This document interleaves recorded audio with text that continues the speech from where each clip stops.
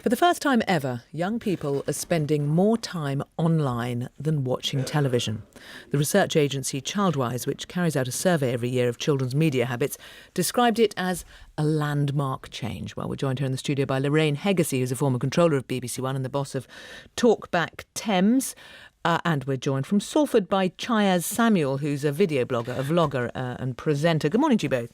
Morning. And Lorraine Hegasey, a landmark change because, at the risk is a cliched thing. This is the future, isn't it?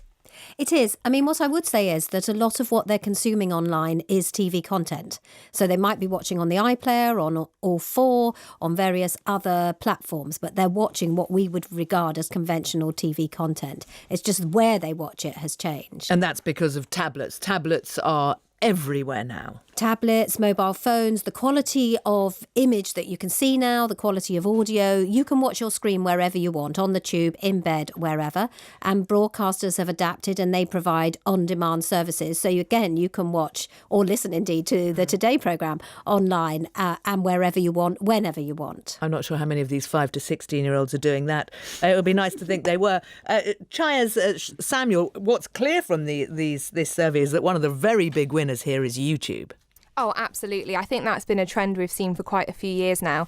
And talking about quality of content, I think the thing about YouTube is the quality of people's cameras, the audio equipment has gone up so quickly and so vastly that it's a little bit of competition, really. I don't think it has to be competition. I think there's room for both. I think we're seeing both as well. But I just think YouTube has been this phenomenon and it's really exciting to be part of. And because in a sense, Lorraine Hegasey, that is striking from these figures. You can't just count them up. It suggests that their children are typically spending, I think it's about 3 hours they spend online every day, but 2 hours on watching television. And a lot of that is happening at the same time, though.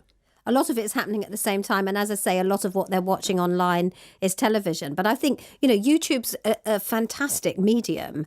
And again, it shows that the cream rises to the top. The good YouTube content is the one that drives the viewers through word of mouth and everything else. But ever since I've been in television, people have been talking about the death of television. What I would say, it's very rarely either or. It's usually both and. And what's happening is people are watching online and they're watching television. They're not necessarily choosing one over the other.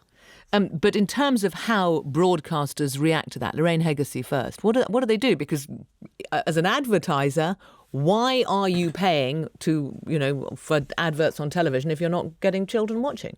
Well, you can get those adverts online as well. If you take a recent example, Channel 4 launched a new online on-demand service called Walter Presents. It's already got 1 million viewers. At the same time, this is a guy who curates world content, so drama series like The Killing, etc. So the current example is Deutschland 83. Channel 4 are both showing that on TV and on Walter's platform. They're using TV to drive viewers to Walter and Walter to drive viewers to Deutschland 83. And Deutschland 83 is the highest rated foreign language drama on UK TV in history at the moment. So, the broadcasters have an advantage, a competitive advantage. The BBC with the iPlayer, ITV with ITV Hub, they can launch these on-demand services. BBC Three is about to go purely online and use their brands to accommodate viewers' wishes on these new platforms. Chayaz Samuel, do you see everything just largely morphing and moving online, or are there some areas where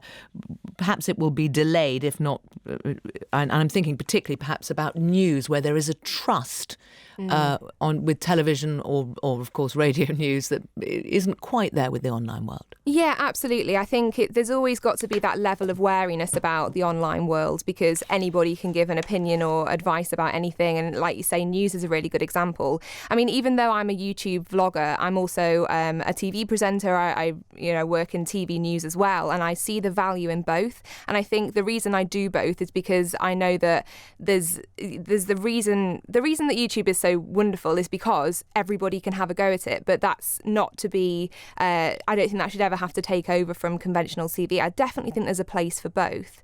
And I think people are a little bit sceptical about what they read online or watch online still. Right, well... I think the other thing to say is there's still a huge desire for premium long-form content. And there's a reason that Amazon and Netflix and others are investing in high-quality drama. So for consumers, it's fantastic because if you love content, there's more better content than ever. And if you're a content creator, there are more opportunities and more platforms on which you can create As that long as content. it's financially sustainable. Yeah, but there are ways of targeting ads. So, the broadcast platforms online, they tend to know the demographics of if you're viewing on an on-demand platform. They can target specific ads at you. And so I might get an ad, I don't know, for makeup or something, and a guy might get an advert for beer because they will have watched. And you're watching the same programme. Yeah. Yeah, so that is a better method of conveying advertising to consumers. Lorraine Hegarty, Chaya Samuel, thank you both.